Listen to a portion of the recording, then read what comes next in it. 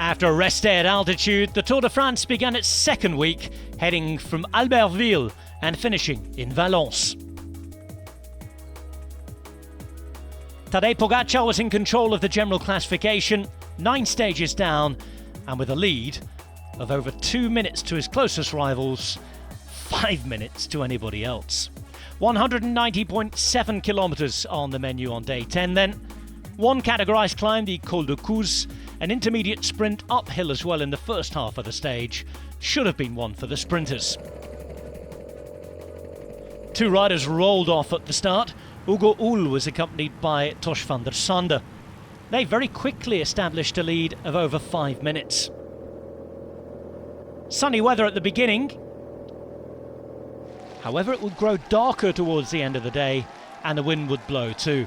At the intermediate sprint at La Placette, 15 points were up for grabs from the peloton. Mark Cavendish not making it in terms of making any defence of his green jersey at this point, not going into the red. Sonny Colbrelli, Michael Matthews and Peter Sagan, however, all picked up points and grew closer to Cavendish's lead. A couple of lumps and bumps along the way, and there was the odd moment too of nerves. A couple of short crashes in the peloton, seeing riders such as Geraint Thomas down. Richie Porte joined him, but they'll be back in the peloton and without too much of ado.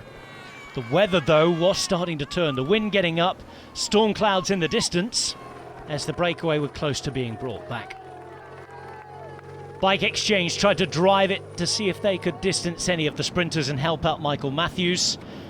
One of those sprinters, Sonny Colbrelli, had the most unfortunate of mechanicals just as things were kicking off in the crosswinds.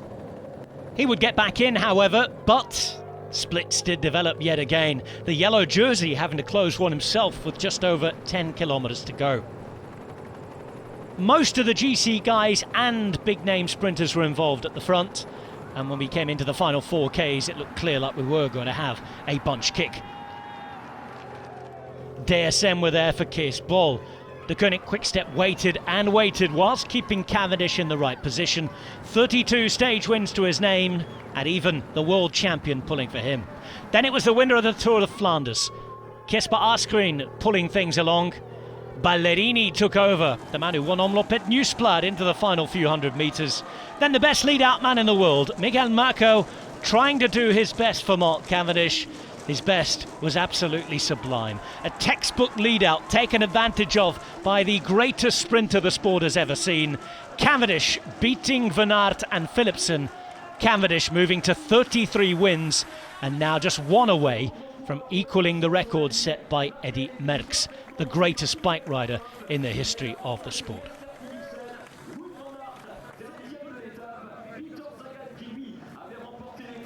Cavendish victorious again. The Koenig Quick-Step with a superb team effort. Cavendish, Van Aert, Philipsen, Buani and Matthews the top 5. A whole host of top names in the top 10.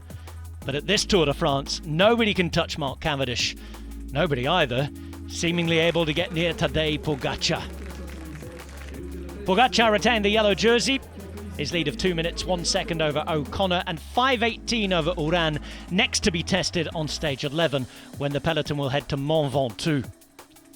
A third win at this Tour for Cavendish means he extends his lead in the green jersey classification. The only rider to break 200 points so far. Matthews second, Colbrelli third, but that race not yet over.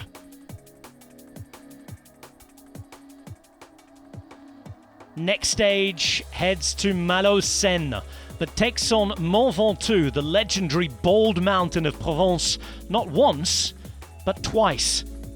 A downhill finish this time though, a different stage, and one that should provide more opportunities for those looking for the yellow jersey and the general classification to show exactly what they've got.